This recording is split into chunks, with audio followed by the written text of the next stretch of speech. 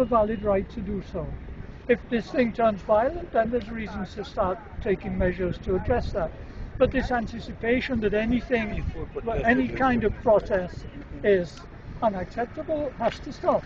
It really has to stop, because this is a course that nobody would want to continue. From your assessment, initial assessment, do you get the sense that this was anything violent or this was just a legitimate? I didn't actually see I arrived when the police saw.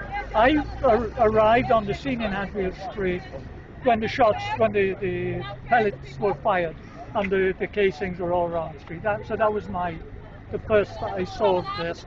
So I'm trying to piece together what went on. But the fact that we arrived at that juncture already, 50 yards away from Coffee, with no complaints from anyone that there was any disorder, suggests that from the anticipation, as I was saying before, the protest as such, it seems unacceptable to the authorities. But Mr. McCormack, they're saying that they didn't get permission. The police are saying no permission was granted for the gathering or the procession. I can't judge whether the procession was, the permission was given or not. I've heard conflicting versions of that, by the way. I've heard that permission was granted for a series of marches. Whether that was withdrawn, I'm not in a position to say. But what we am in a position to say is that this use of force as almost the first line of first order of dealing with things is unacceptable.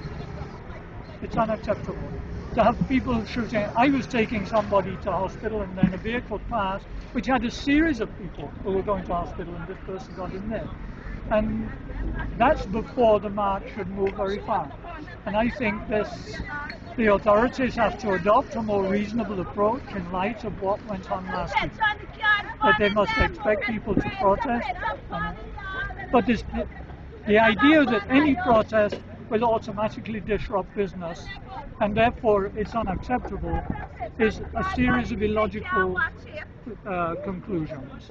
And we have to take each issue as it turns up and deal with it in a civilized and dignified